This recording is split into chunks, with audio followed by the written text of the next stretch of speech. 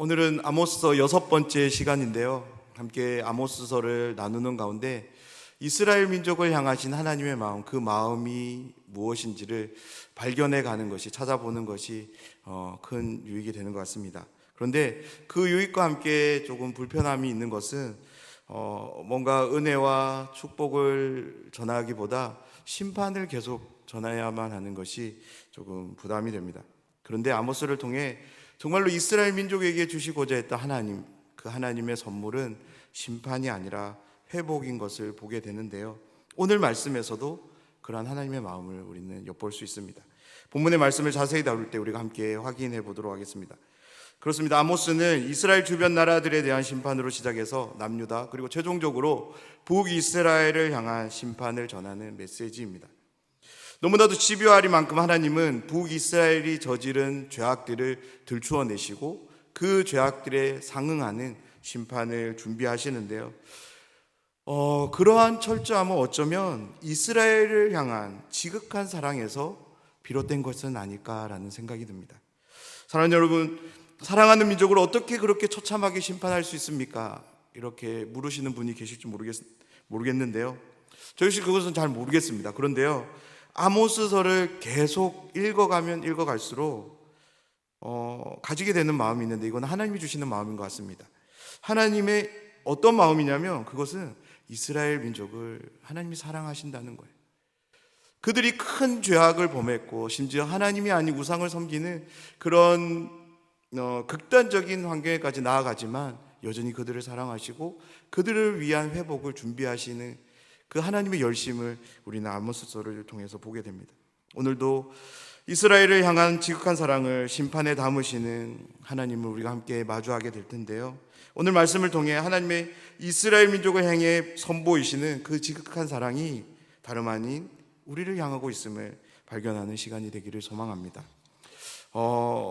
잠깐 이제 구조를 좀 말씀드리면, 오늘 1절에서 17절까지의 전체적인 내용은 먼저 1절에서 3절로 나눠지는데요. 이 부분은 이스라엘을 향한 아모스의 애가로 소개됩니다.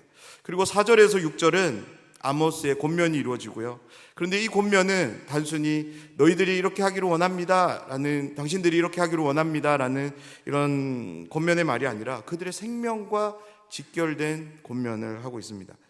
7절은 이스라엘의 죄악의 상태를 폭로하고요. 8절 9절은 오늘 전체 메시지에서 중심이 되는 말씀인데요. 아모스는 애가를 부르다가, 그리고 이스라엘을 향해 권면을 하다가, 그리고 이스라엘의 죄악을 들추다가 갑자기 돌연히 하나님의 위대하심을 찬양합니다. 특별히 하나님이 창조주가 되심을 그는 노래하는데요. 이 내용을 통해서 아모스는 이스라엘 민족에게 하나님의 그 두려움, 그것을 상기시키려고 했던 것 같습니다. 그리고 10절에서 13절에서는 다시 이스라엘이 어떤 죄를 지었는지에 대해서 말하고, 14절에서 15절은 아모스의 권면이 나옵니다. 그리고 마지막으로 16절, 17절은 다시 애가의 내용이 소개되는 것이 오늘 전체적인 구조입니다. 여러 가지 상황들이 소개되기 때문에 복잡하게 느껴집니다. 그런데 오늘 말씀은 8절과 9절이라는 이 중심 말씀을 앞뒤로 해서 이렇게 대칭되는 그런 구조예요. 애가가 있고 권면이 있고 이스라엘의 죄악을 폭로하고 또 하나님에 대한 이야기가 있고, 그 다음에는 이스라엘의 죄악과 권면과 이제 애가, 이렇게 구조화되는데요. 이러한 구조는 고대인들이 흔히 사용했던 문학 기법이에요. 그래서 우리가 구약 성경, 신약 성경을 읽어보면 너무나도 많은 곳에서 이런 구조들을 발견할 수 있습니다. 그래서 이러한 구조를 이제 포개어진다 해서 문학에서는 샌드위치 구조라고 이야기합니다. 이러한 구조를 사용하는 이유가 있습니다. 이 구조를 통해서 어떤 사건이나 이야기에 대한 흥미나 문제점 등을 점진적으로 증가 혹은 확대시켜서 분위기의 어떤 고조를 만들어내기 위해서 이런 기법들을 사용했다고 해요. 아모스도 이렇게 적절하게 사용하는데요. 다름 아닌 이스라엘 민족에게 하나님이 전하시고자 하는 그 마음, 그 메시지를 이 기법을 통해서 전합니다. 아모스가 이스라엘 민족에게 전하려는 메시지는 이렇습니다. 먼저 처음과 끝에 애가를 배치하고요. 이렇게 한 이유는 하나님의 심판으로 인해 이스라엘 민족은 이제 죽음을 맞게 될 것인데요. 그에 따른 통곡의 소리가 이렇게 울리게 될 거라는 거죠. 그런데 아모스는 단순히 이스라엘의 멸망만을, 그들의 죽음만을 선포하지 않습니다. 애가 뒤에 곧바로 권면의 내용을 담습니다. 이스라엘 민족에게 전하는 아모스의 권면은 하나님을 찾으라는 거예요. 반복을 피하기 위해서 앞부분에서는 하나님을 찾으라고 이야기하고 뒷부분에서는 선을 사랑하고 정의를 세우라고 권면합니다. 하나님은 아모스를 통해 이스라엘 민족에게 아직 기회가 있음을, 희망이 있음을 이와 같은 말씀으로 전하는데요. 다름 아닌 하나님을 찾게 되었을 때 그들에게 주어지는 결과가 무엇이냐면 심판이 있지만 너희들이 살게 될 것이라는 것입니다. 그러니까 오늘 말씀을 통해 아모스가 전하는 메시지는 두 가지입니다. 뭐냐면 사는 법과 죽는 법이에요. 너희가 이렇게 하면 너희는 살고 너희가 그렇게 하지 않으면 죽게 될 것이라는 메시지입니다. 그런데 그것이 어디에 달렸냐면 8절 9절에 달려 있습니다. 하나님께 달려 있다는 거죠. 그래서 아모스는 이스라엘 백성들을 향해 이렇게 소리칩니다. 하나님이 누구신지 너희에게 다시 한번 소개해 줄 테니까 그 하나님을 찾으라는 거예요. 너희의 죄악을 그치고 하나님을 찾고 돌아오라라고 말하는 것이 오늘 5장 1절에서 17절 전체의 메시지입니다. 오늘 말씀을 함께 살펴보도록 하겠습니다. 먼저 1절에서 3절에 소개되는 애가의 부분입니다. 이 애가는 어떤 특별한 상황으로 인해 주어지는 어떤 슬픔을 애도하기 위한 애가가 아니라 하나님의 심판을 통해서 죽음을 맞이하게 되는 그 이스라엘 민족의 그 처참한 죽음을 슬피 노래하는 애가입니다. 아모스는 이 애가를 소개하면서 이스라엘 앞에 한 수식어를 붙이는데요. 이스라엘을 처녀 이스라엘이라고 소개해야 합니다. 2절 말씀인데요. 우리 2절 말씀을 한번 보겠습니다. 제가 읽어드리겠습니다. 처녀 이스라엘이 엎드려졌으며 다시 일어나지 못하리로다. 자기 땅에 던지우며 일으킬 자 없으리로다. 아모스는 이스라엘을 소개하면서 처녀 이스라엘로 소개합니다. 성경 전체에서 이스라엘을 이렇게 의인화한 곳은 이곳 한 곳밖에 없습니다. 아모스는 처녀란 이 특수한 단어를 통해서 이스라엘 민족의 현재 상태를 조롱하려는 마음이 있었던 것 같습니다. 앞의 내용에서는 사마리아를 통해서 그렇게 했다면 오늘은 이 처녀라는 이 단어를 통해서 의도를 가지고 아모스는 사용하고 있습니다. 사랑하는 여러분 처녀라는 이 단어를 볼 때 어떤 이미지가 가장 먼저 떠오르십니까? 대부분의 사람들은 처녀라면 일반적인 의미로 연약함, 순결함을 생각할 것입니다. 그러면 처녀 이스라엘이라는 이 말의 의미가 이스라엘의 연약함을, 그러면 순결함을 의미하는 것일까요? 물론 그렇습니다. 일반적인 의미만을 놓고 본다면 그렇게 이해할 수 있습니다. 그런데 오늘 말씀에서 아모스는 조롱의 의미를 담습니다. 아모스는 자신들이 소유한 부를 가지고 화려한 궁에 거하고 온갖 호화로운 생활을 하는 모습을 일반적인 처녀가 보이는 행동에 빗대어서 표현하고 있는 거죠. 왜냐하면 모든 처녀들은 자신의 젊음을 자랑하려고 합니다. 자신이 가지고 있는 아름다움을 뽐내려 하기 때문입니다. 여성들이 언제 자신의 외모를 가장 잘 그리고 가장 많이 가꿉니까? 처녀일 때 것입니다. 그리고 언제 자신에 대해서 가장 우월감을 갖게 되냐면 처녀일 때일 거예요. 처녀일 때 여성들은 자신의 외모를 뽐내려 하고 자신이 가진 아름다움을 자랑하는 것, 그것이 처녀만이 보일 수 있는 특성인 거죠. 지금 아모스가 말씀을 선포하고 있는 이 시대는 여로보암 2세라는 왕이 다스리던 시대였습니다. 다윗과 솔로몬 왕 이후 가장 풍요로운 시기가 이 시대였습니다. 그로 인해 북이스라엘의 모든 것이 화려했습니다.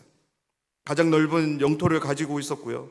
중개무역을 통해서 국가는 막대한 부를 소유하게 되었습니다. 그로 인해 각각의 마을들은 차고 넘치는 부를 소유하게 되었습니다. 지나칠 정도로 종교의식들을 강행했고요. 겨울궁과 여름궁을 따로 둘 정도로 그들은 호화스러운 생활들을 했습니다.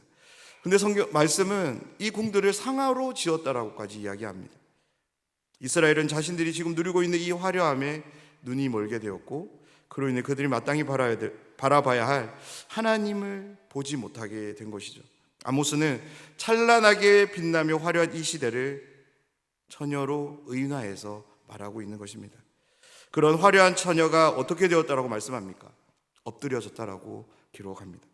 성경에서 엎드려졌다, 넘어졌다라는 이 표현은 그냥 단순히 넘어지는 것이 아니에요. 죽음과 밀접한 관련이 있습니다. 다시 말해서 그 화려한 처녀 이스라엘이 죽게 될 것이라고 말씀하고 있습니다. 다시 말해서 온갖 화려함을 뽐내고 젊음과 미모를 자랑하던 처녀 이스라엘이 죽게 되었다라고 말씀합니다. 그로 인해서 다시 일어설 수 없는, 그 누구도 일으킬 수 없는 상태가 되었다라고 오늘 아모스는 노래하고 있습니다. 그리고 아모스는 그들을 향해 애가를 계속해서 이어가는데요.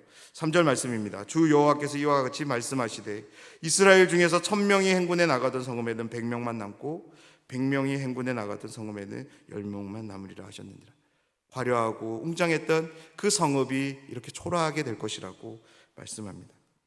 그런데요, 이 아모스의 애가는 다름 아닌 하나님의 말씀인 거죠. 사랑하는 여러분, 하나님의 말씀은 말씀대로 이루어지는 역사인 줄 믿습니다. 하나님은 자신이 하신 말씀을 행동으로 옮기지 않는 그런 분이 아니십니다. 그렇게 말씀하신 바들은 말씀대로 역사되는 것이 바로 하나님의 말씀입니다. 우리가 이 말씀 앞에, 이 애가 앞에서 두 가지를 한번 생각해 보려 하는데요. 그 어느 때보다 부강하고 호화로운 삶을 살아가는 이스라엘 민족에게 아모스가 전한 하나님의 심판의 메시지는 어떻게 들려졌을까요?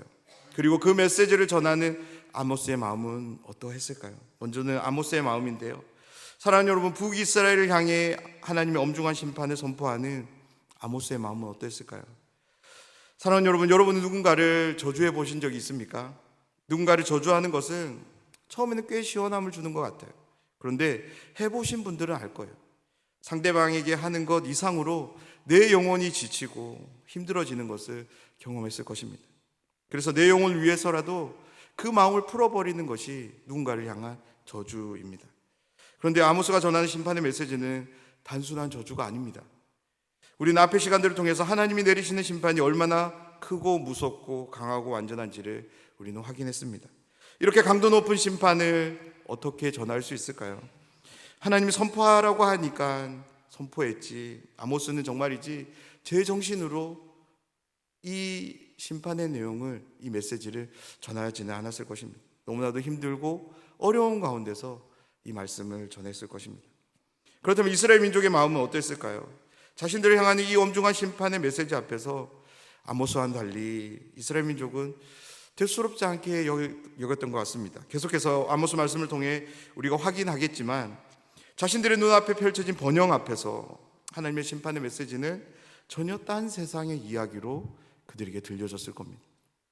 그래서 그들은 그 심판의 메시지 앞에서 마음이 불안해지거나 초조해지거나 그로 인한 두려움을 갖기보다는 하나님의 이 엄중한 심판의 메시지 앞에서 무관심으로 일관했던 것입니다. 그런 이스라엘 백성들에게 아모스의 선포는 애가에서 권면으로 바뀌는데요. 4절 말씀을 보면 여호와께서 이스라엘 족속에게 이와 같이 말씀하시기를 너희는 나를 찾으라 그리하면 살리라 라고 권면으로 이어집니다. 아모스는 엄중한 심판에 놓인 이스라엘을 향해 희망의 메시지를 선포하고 있는 거죠. 그것은 자신들의 생명과 연결된 권면입니다. 심판이 있지만 하나님을 찾게 되면 너희들은 살게 될 것이라는 말씀이었습니다. 우리가 5절 말씀을 보면 우리가 한 가지 의아스러운 점을 하나 발견하게 되는데요. 5절 말씀을 제가 한번 읽어드리겠습니다. 베델을 찾지 말며 길갈로 들어가지 말며 부엘세바로도 나아가지 말라. 길갈은 반드시 사로잡히겠고 베델은 비참하게 될 것임이라 하셨나니. 이 말씀을 보면 여러 지명들이 나옵니다. 베델, 길갈, 그리고 부엘세바. 이 지역들은 성경에서 하나같이 하나님과 아주 밀접한 관계가 있는 지역들입니다. 조금 더 엄밀히 말하자면 하나님을 예배하는 성소와 관련된 위치입니다. 우리식으로 말하자면 성지라고 부를 수 있는 곳 같아요. 베델은 북이스라엘의 중앙 성소였고요. 그래서 그곳에서 늘 하나님을 향한 제사가 드려졌죠. 길갈 역시 이스라엘의 유적이 있는 하나님의 특별한 장소였습니다. 그런데 부엘세바는 북이스라엘이 아닙니다. 남유다에 속한 종교의 이제 여호와 신앙, 하나님 신앙에 있어서 중요한 요충지였습니다. 사랑하는 여러분, 이스라엘 민족이 베델, 길갈 그리고 부엘세바를 찾아가는 이유는 무엇 때문일까요?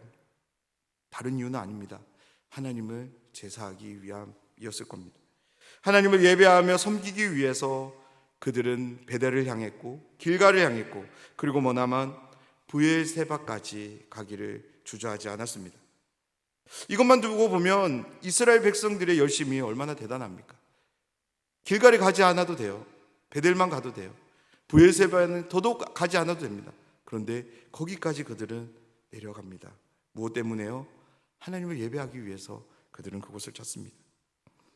그런 이스라엘의 열심을 칭찬해 줘야 하는데 아모스는 칭찬은 고사하고 이러한 지명들을 찾아가지 말라라고 부정적으로 말씀합니다. 그렇다면 아모스는 왜 하나님을 찾으라고 하면서 이러한 지역들을 방문하는 것에 대해서 부정적으로 이야기할까요? 그 이유는 하나님을 찾는 것과 종교적인 열심은 다를 수 있다는 거예요. 사랑하는 여러분, 하나님을 찾는 것은 성소를 방문하는 것이 될 수 있습니다. 그런데요, 성소를 방문한다고 해서 꼭 하나님을 찾는 것은 아닐 수 있습니다. 오늘날 우리의 경우를 한번 생각해 본다면 하나님을 믿고 사랑하는 사람은 교회에 와서 예배 시간을 준수하며 예배를 드립니다. 그런데 교회에 오고 예배 시간을 준수한다고 해서 하나님을 믿고 사랑하는 사람이 되는 것은 아니라는 거예요. 이 당시 북이스라엘은 그 어떤 왕조보다 더 화려하고 더 풍성한 제의적인 행사들을 거행했습니다. 그런데 이 모든 제의적인 행사들이 하나님이 보시기에 하나님과 무관한 것들이었다는 거예요. 같은 8세기 예언자인 이사야는 자신이 기록한 글에서 이렇게 말씀합니다. 이사야 1장 11절 말씀인데요. 여호와께서 말씀하시되 너희의 무수한 재물이 내게 무엇이 유익하뇨? 나는 순양의 번제와 살찐 짐승의 기름에 배불렀고 나는 수송아지와 어린 양이나 순념소의 피를 기뻐하지 아니하노라. 이 당시 이스라엘은 제사를 받으시는 하나님의 입장은 전혀 생각하지 않고 자신이 하고 싶은 대로 하나님을 섬긴 것입니다. 화려하고 풍족하게 드리면 하나님이 더 큰 은혜와 복을 자신들에게 내려줄 것이라고 생각하고 고아로운 제의로 하나님께 나아간 것이죠. 그런 점에서 이 당시에 베델, 길갈 그리고 브엘세바는 더 이상 그 예전에 하나님이 베푸신 놀라운 임재와 축복의 장소가 아닌 것입니다. 그곳은 이제 우상숭배의 현장이 되어버린 것입니다. 그러니 하나님은 아모스를 통해 엄중하게 경고하셔야만 했던 거죠. 베델을 찾지 말라라고, 길갈로 가지 말라라고, 브엘세바로 나아가지 말라라고. 왜냐하면 거기는 더 이상 하나님이 계시지 않기 때문입니다. 하나님이 계시지 않는 베델 그리고 길갈, 브엘세바가 무슨 의미가 있을까요? 그것을 찾아가서 하나님을 예배하는 것이 무슨 의미가 있을까요? 같은 8세기 예언자인 호세아, 그가 기록한 글에서 베델을 다르게 이야기하는데요, 벳아웬으로 바꾸어서 이야기합니다. 베델은 야곱이 하나님을 만난 장소라서 하나님의 집이라는 그 지명의 이름을 붙였습니다. 그런데 벳아웬은 어떤 의미냐면 사악한 집이라는 의미입니다. 우상 숭배가 이루어지는 집이라는 의미입니다. 호세아는 아모스와 동일한 시대를 살아갔던 예언했던 선지자인데요, 베델에 대해서 그렇게 얘기하고 있는 것입니다. 사랑하는 여러분, 도대체 어떻게 하나님의 집이 우상을 섬기는 집이 될 수 있을까요? 오늘 말씀을 통해서 우리는 분명히 기억해야 합니다. 그것이 가능하다라는 거예요. 될 수 있다라는 겁니다. 교회에 나오는 것이 하나님을 찾는 것이 아닙니다. 내 마음의 중심에 하나님을 모시는 것, 그것이 하나님을 찾는 것임을 우리는 꼭 기억하셨으면 좋겠습니다. 아모스는 이스라엘의 죄악들을 폭로하며 하나님이 어떤 분이신지에 대한 말씀을 이어가는데요, 이 말씀은 하나님을 향한 아모스의 찬양입니다. 8절 말씀을 제가 한번 읽어드리겠습니다.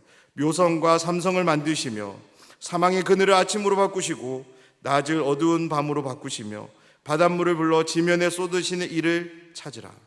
그의 이름은 여호와시니라. 아멘. 아모스는 갑자기 창조주 하나님의 모습을 말씀하며 찬양하기를 시작합니다. 이 찬양을 통해 아모스는 이스라엘이 받게 될 심판이 다름 아니 모든 것을 지으시 이 창조주 하나님에게서 비롯된 것임을 그들로 하여금 상기시키는데요, 그렇기 때문에 하나님의 베푸시는 이 심판이 너무나도 엄중하고 두렵다는 거예요. 불가능한 것이 없다라는 겁니다. 왜 그렇습니까? 별을 지으시고 빛을 만드시기도 하고 없애시기도 하는 분이 바로 하나님이시기 때문에 그렇습니다. 그리고 9절 말씀을 보면 아무리 강한 자도 아무리 견고한 산성도 능히 허무실 분으로 아모스는 하나님에 대해서 소개합니다. 바로 이렇게 전능하신 하나님께서 너희 죄를 심판할 것이라고 경고하고 있는 것입니다. 아모스는 하나님에 대한 소개를 뒤로하고 다시금 이스라엘의 죄악들을 폭로하기를 시작합니다. 10절에서 13절까지 세 절에서 소개되는데요, 10절을 보면 먼저 무리가 성문에서 책망하는 자를 미워하며 정직히 말하는 자를 싫어한다라고 기록합니다. 이 당시 성문은 오늘날 법정의 기능을 했습니다. 그래서 재판이 일어나는 장소예요. 사랑하는 여러분, 재판에 있어서 가장 중요한 것은 무엇일까요? 그것은 바른 판결입니다. 그 어떤 상황에 요동치 않고 바르게 판결이 이루어지는 것, 그것이 재판의 현장에서 가장 중요한 거죠. 그런데 오늘 말씀을 보면 그러한 바른 판결이 내려지는 것을 무리가, 이스라엘 민족이 싫어한다고 오늘 말씀합니다. 그러면 바른 판결을 싫어하는 이들이 좋아하는 것은 무엇일까요? 11절에 소개되는데요, 그들이 좋아하는 것은 힘없는 자를 짓밟는 것을 좋아한다고 합니다. 그들에게 미래의 부당한 세를 거두는 것을 그들은 좋아한다라고 말씀하고 있습니다. 다시 말하면 세금을 많이 내야 하는 사람에게는 세금 감면 혜택을 주는데 반해서 하루 품삯을 받아서 빠듯하게 살아가는 일용직 노동자들에게는 이것저것 더 붙여서 부당한 세를 받았던 것이 이 당시 이스라엘의 사회의 모습이었다라는 것입니다. 이러한 행동은 어떤 사람이 할 수 있을까요? 당시 권력자들과 부자만이 할 수 있는 행동이었습니다. 부자들은 권력자들에게 뇌물을 주고 뇌물을 받은 권력자들은 부자들의 재판을 부당하게 처리합니다. 이러한 악순환을 통해 권력자들은 더 큰 권력을 얻게 되고 부자들은 더 큰 부를 쌓아갈 수 있었던 거죠. 아모스는 이러한 사회적 구조를 죄악들로 규정합니다. 그래서 12절에서 이렇게 선포하는데요, 너희의 허물이 많고 죄악이 무거움을 하나님이 아신다라고 아모스는 말씀합니다. 너희는 의인을 학대하며 뇌물을 받고 성문에서 가난한 자를 억울하게 하는 자로다. 아모스는 사회 구조에서 빚어지는 이러한 부조리에 대해서 침묵하지 않습니다. 아니, 정확하게 말하자면 하나님이 침묵하지 않으십니다. 하나님은 이 모든 부조리들을 이스라엘의 죄로 규정하십니다. 그리고 너희의 허물이 많다라고, 그 죄악들이 무겁다라고 하나님은 판결하십니다. 그러면서 다시 아모스의 권면이 시작되는데요, 앞의 권면에서는 하나님을 찾으면 살리라라고 말씀한 데 반해서 14절에서는 너희는 살려면 선을 구하고 악을 구하지 말지어다 라고 말씀합니다. 오늘 말씀을 보면 아모스는 하나님을 찾는 것과 선을 구하고 악을 구하지 않는 것을 동일하게 보고 있음을 우리는 확인하게 됩니다. 15절에서 아모스의 이런 관점은 더욱더 분명해지는데요, 우리 15절 말씀을 다 함께 읽어보도록 하겠습니다. 너희는 악을 미워하고 선을 사랑하며 성문에서 정의를 세울지어다. 만군의 하나님 여호와께서 혹시 요셉의 남은 자를 불쌍히 여기시리라. 아멘. 사랑하는 여러분, 아모스는 하나님을 찾는 것의 진정한 의미는 선을 추구하는 것이라고 말하고 있습니다. 이것을 꼭 기억하셨으면 좋겠습니다. 우리가 믿는 기독교는 종교가 아닙니다. 예수님을 통해 주어진 생명을 가지고 하나님과 끊임없이 소통하는 삶이 우리가 믿는 기독교입니다. 그렇기 때문에 우리의 일상적인 삶이 매우 중요함을 우리는 기억해야 될 것입니다. 일상적인 삶에서 하나님과의 소통이 없는 가운데 예배 시간이 되어 예배를 드리는 것은 아무런 의미가 없습니다. 우리의 예배가 더욱더 하나님 앞에서 온전한 예배가 되기 위해서는 우리의 일상의 삶이 늘 하나님과 연결되는 그런 삶을 살아가야 합니다. 하나님과의 소통이 끊어지면 안 되는 것입니다. 그래서 기독교는 신앙과 삶을 분리하지 않습니다. 그리고 윤리와 도덕과도 분리하지 않습니다. 왜냐하면 우리의 삶에서 윤리와 도덕이 구분할 수 없기 때문에 그렇습니다. 다시 말하면 신앙과 삶 그리고 윤리와 도덕은 늘 언제나 함께하는 것입니다. 교회는 열심이지만 가정과 직장을 소홀히 한다면 신앙인이 아닌 종교인입니다. 아모스의 입장으로 말하자면 하나님과는 무관한 그런 종교의식에만 열심인 이스라엘 민족과 별반 다를 게 없다라는 거예요. 아모스는 선을 사랑하며 성문에서 정의를 세우라고 계속적으로 강력하게 말씀하는데요, 선을 사랑하는 것의 가장 기본적인 것은 모든 사람에 대해 존중의 태도를 가지는 것입니다. 힘이 없다고 해서, 가난하다고 해서, 배운 것이 없다고 해서 함부로 대하는 것이 아니라 그것과는 상관없이 하나님이 그 영혼을 존귀히 여기는 것 같이 존귀히 여기는 것, 그것이 선을 사랑하는 첫 번째 태도입니다. 사랑하는 여러분, 우리 중에 누군가를 존귀히 여기는 마음이 있는데 그를 짓밟을 수 있을까요? 그에게 부당한 착취를 할 수 있을까요? 우리가 누군가를 존귀히 대할 때 우리는 그의 연약함을 품어주게 되고요, 우리가 가진 것들 중에 하나를 그와 나누면 나누었지 빼앗는 일은 없을 것입니다. 그리고 아모스는 성문에서 정의를 세우라고 명령합니다. 성문에서 정의를 세우는 일은 뇌물을 받고 판결을 굳게 하는 그런 일을 없애는 것입니다. 부당한 처우를 받고도 호소할 곳이 없는 약자들의 자괴감을 없게 하는 것이고요, 억울한 일을 당해도 눈물로 밤을 지새울 수밖에 없는 그런 고아와 과부들의 그 처절한 눈물이 그쳐지도록 하는 것입니다. 온갖 신체적인 폭력과 정신적 압박 속에서 비천한 삶을 살아갈 수밖에 없는 그 연약한 사람들이 가슴 펴고 떳떳하게 일상을 살아갈 수 있도록 하는 것이 바로 성문에서 정의를 세우는 일입니다. 돈이 없어도 당당하게 바른 재판을 요구하고 받을 수 있는 그런 사회가 되도록 오늘 아모스는 이스라엘 민족에게 말씀하고 있는 것입니다. 아모스는 이스라엘 민족이 적극적으로 선을 행하고 정의가 세워지게 될 때 자신들을 향한 하나님의 엄중한 심판 앞에서 그들이 살 수 있음을 말하는데요, 동시대에 활동했던 미가 선지자는 그의 글에서 이렇게 말씀합니다. 미가 6장 8절 말씀인데요, 우리 이 말씀을 함께 읽어보도록 하겠습니다. 사람아, 주께서 선한 것이 무엇임을 내게 보이셨나니 여호와께서 내게 구하시는 것은 오직 정의를 행하며 인자를 사랑하며 겸손하게 내 하나님과 함께 행하는 것이 아니냐. 아멘. 사랑하는 여러분, 미가 선지자를 통해 하나님이 주시는 말씀이 어떤 의미입니까? 아모스와 동일한 말씀임을 우리는 확인할 수 있습니다. 하나님께서 사람들에게 선하게 여기시는 것을 보이셨는데요, 그것이 무엇이냐면 오직을 통해서 그 범위를 한정합니다. 정의를 행하는 것이라고 하고요, 하나님이 베푸시는 그 헷세드의 사랑을 붙잡고 그 사랑을 통해서 사람들을 사랑할 것을 하나님은 말씀합니다. 그리고 겸손하게 내 하나님과 함께하는 것, 그것이 하나님이 선하게 여기시는 것이라고 미가를 통해서 말씀하십니다. 사랑하는 여러분, 이것들은 바로 하나님과 언약적 관계에 놓인 백성들에게 하나님이 요구하시는 삶입니다. 삶은 우리가 감당해야 되는 몫인 줄 믿습니다. 하나님께 은혜를 구해야 되지만 그 받은 그 은혜를 통해서 우리가 직접적으로 살아내야 되는 것이 바로 삶임을 우리가 꼭 기억하셨으면 좋겠습니다. 그러하기에 날마다 우리에게 이러한 기도가 있어야 될 줄 믿습니다. 오늘도 하나님이 우리에게 요구하시는 이 선한 삶이 온전히 하나님께 드리며 또한 함께하는 이웃들에게 실천하는 그런 삶을 살아갈 수 있도록 우리의 삶을 함께 해달라고 그런 기도를 우리는 드려야 될 줄 믿습니다. 하나님과 우리의 관계에서 하나님이 우리에게 찾으시는 것이 있습니다.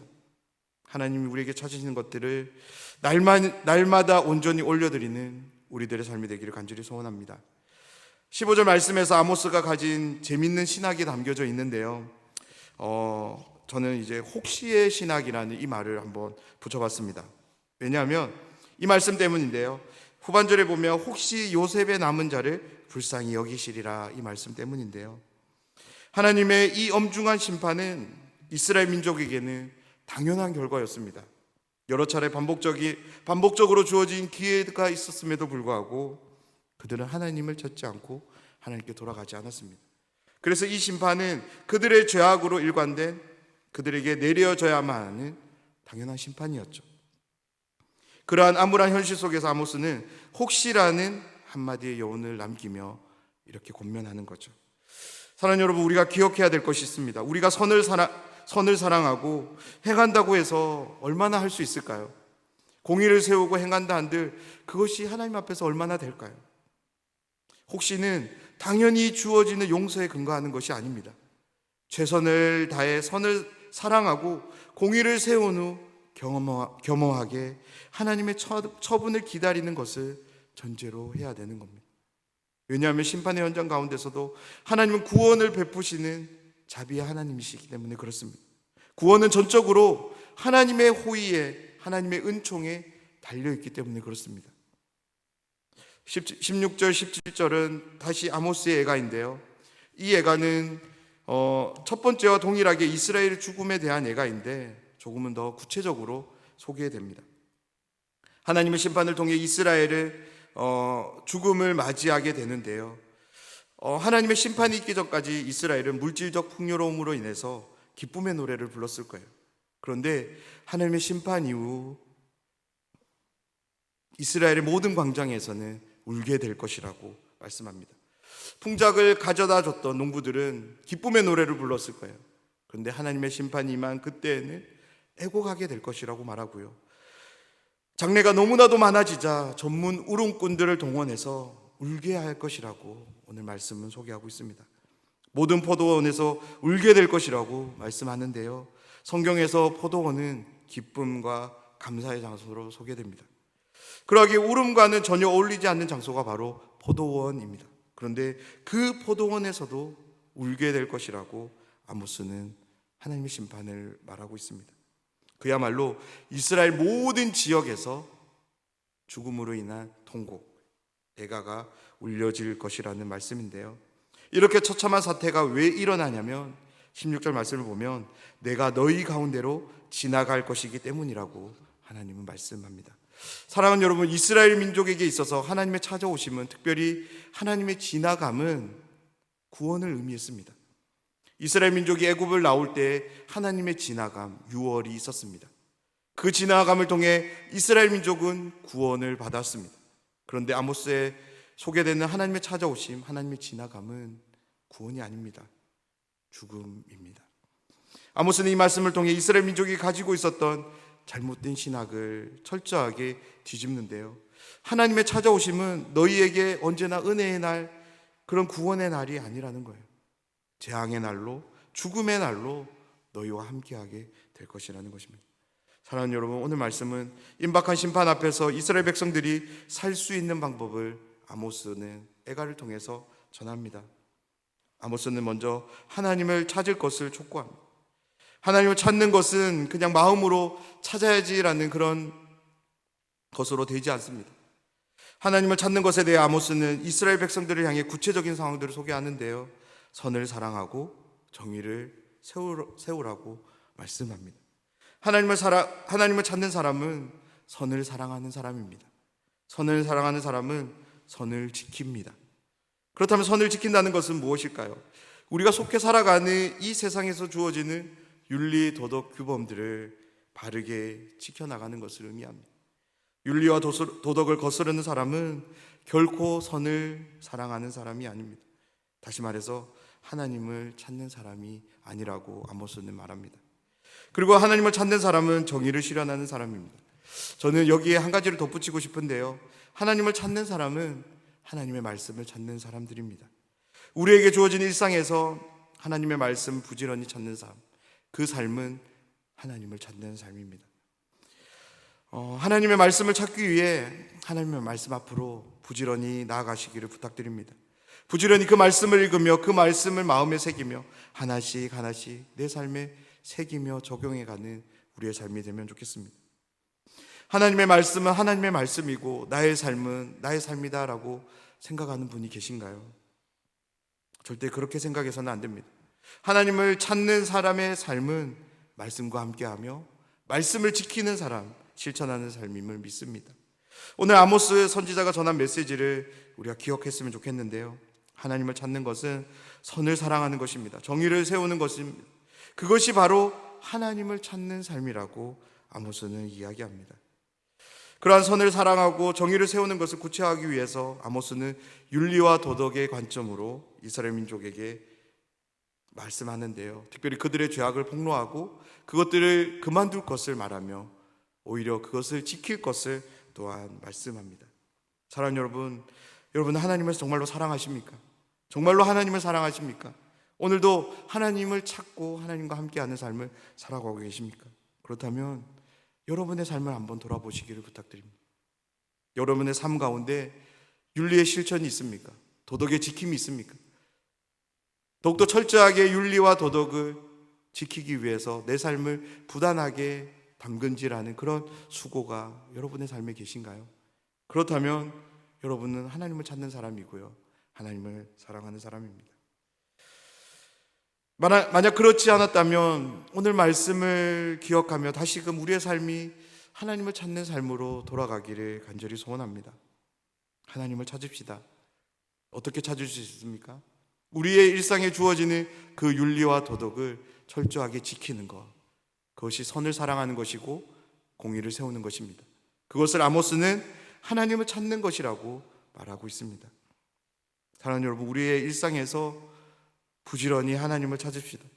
그래서 날마다 하나님으로부터 주어지는 그 생명을, 그 영원한 생명을 받아서 하나님이 우리에게 베푸시고자 하는 그 행복을, 참된 행복을 받아 누리며 살아가는 우리 모두가 되기를 간절히 소원하며 주님의 이름으로 축원드립니다.